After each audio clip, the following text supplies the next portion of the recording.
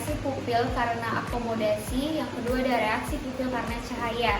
Yang pertama reaksi pupil karena akomodasi. Jadi percobaan pertama itu OP atau orang percobaan menghadap ke sebuah cermin, lalu saya akan memperhatikan bagaimana reaksi pupil dari orang percobaan.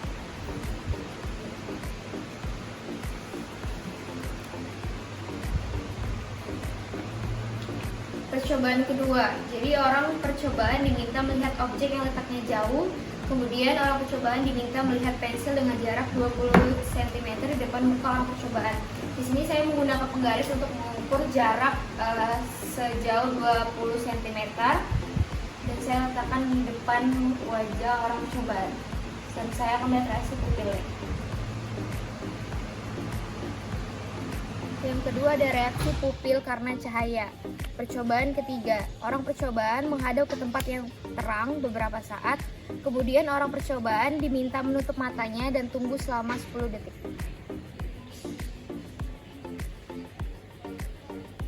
Lalu orang percobaan diminta untuk membuka mata agar saya akan melihat reaksi pupil orang percobaan tersebut. Percobaan keempat, orang percobaan menghadap ke tempat yang terang.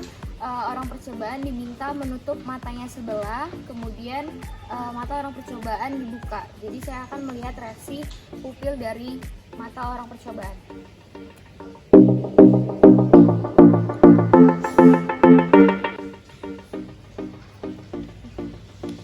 Percobaan kelima, jadi salah satu mata orang percobaan disinari setan. Saya akan melihat reaksi pupil dari orang percobaan.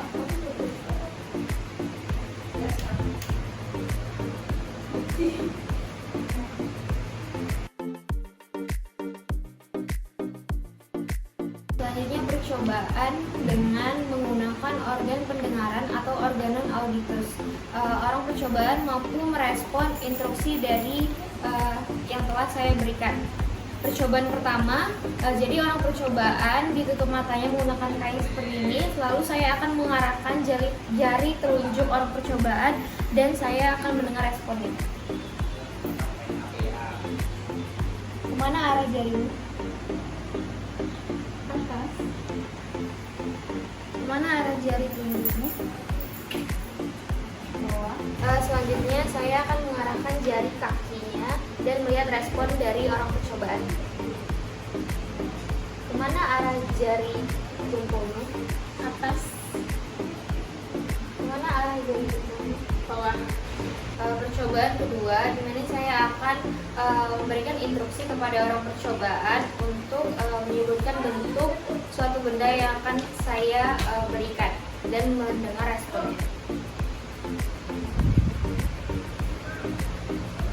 Sebutkan bentuk apa yang sedang kamu pegang. Benda.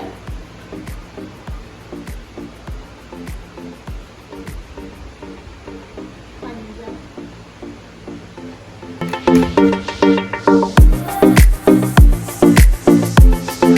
Kubus.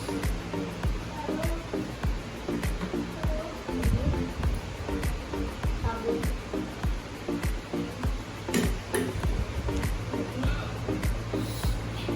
Oval.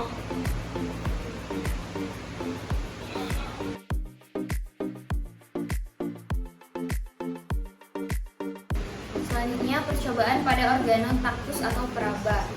Jadi dalam percobaan ini menggunakan organ peraba dan perasa atau organon taktus untuk mengetahui adanya reseptor tekanan dan sentuhan pada kulit.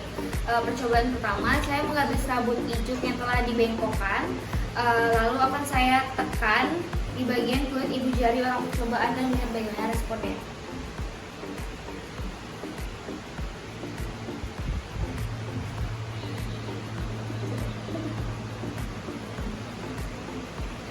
Percobaan kedua, saya akan menekankan serabut ijuk di belakang lutut orang percobaan.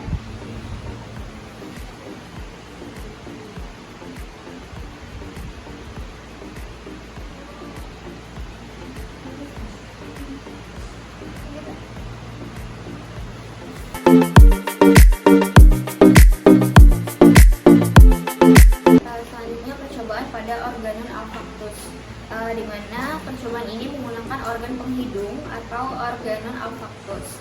Ini untuk membuktikan bahwa zat yang dibaui adalah zat yang berupa gas, serta untuk mengetahui sensitivitas indera pembauan terhadap stimulus zat gas.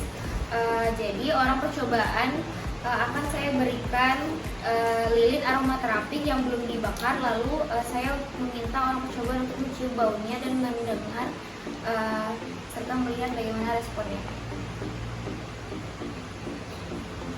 Vanili strawberry. Selanjutnya saya akan memberikan lilin aromaterapi yang telah saya bakar dan mendengar bagaimana respon orang percobaan. Vanili strawberry tapi gosong.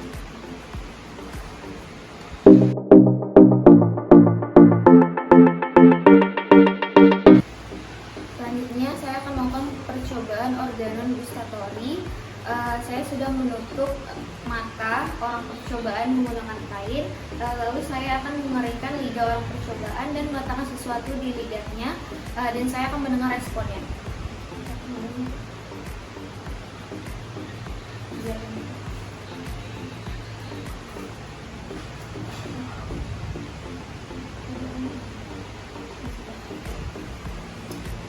Manis. Selanjutnya percobaan kedua.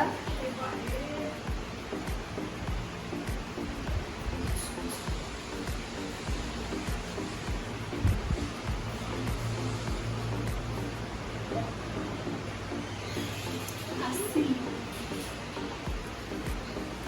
Selanjutnya percobaan ketiga.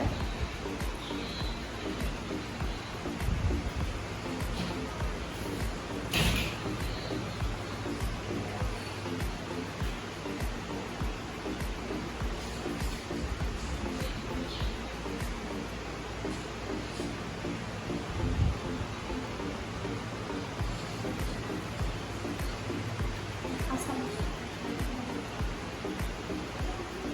Selanjutnya percobaan keempat.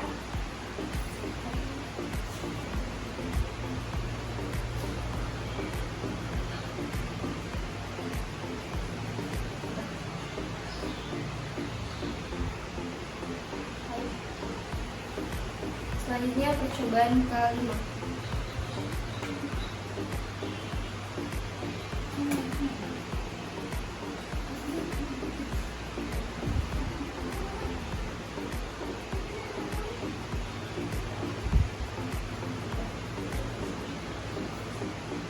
Pedas.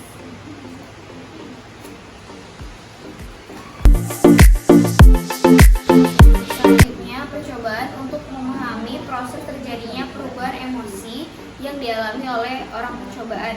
Percobaan pertama, saya menginstruksikan kepada orang percobaan untuk duduk dengan rileks dan nyaman. Tarik nafas Anda dalam-dalam dan panjang, lalu hembuskan perlahan-lahan. Pejamkan mata Anda. Saat memejamkan mata Anda, usahakan Anda merasa lebih rileks dan santai. Oke, setelah Anda merasa lebih rileks dan santai, bayangkan Anda sedang mengendarai motor di siang hari dengan cuaca yang sangat panas. Jadi Anda baru pulang dari kampus dan jarak kampus dan kosan Anda itu sangat jauh dan melewati lampu merah. Di mana keadaan jalan tersebut sangatlah padat dan macet karena waktunya anak sekolah, mahasiswa, dan orang-orang kantor pulang kerja. Ditambah lampu merah yang sangat lama waktunya. Suasana di sekeliling Anda sangatlah ramai dan mulai berisik ketika warna lampu hendaklah berubah menjadi ke warna hijau. Dan pengendara lain di sekeliling Anda terus-terusan memencet klakson dan membuat suasana sekitar Anda menjadi riuh. Saat lampu sudah berubah menjadi hijau, di saat Anda sudah mulai siap untuk maju, tiba-tiba ada truk di depan Anda yang mogok dan membuat Anda tidak bisa maju untuk melanjutkan perjalanan Anda. Dan suasana kendaraan di belakang Anda menjadi sangat berisik dengan suara klakson di mana-mana.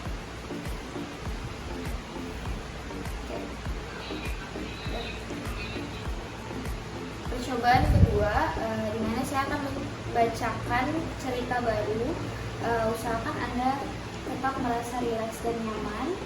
Lalu bayangkan Anda sedang berada di dalam sebuah mobil menuju ke stasiun untuk pulang ke kampung halaman. Anda merasa sangat senang karena Anda sudah lama tidak bertemu dengan orang tua dan saudara Anda.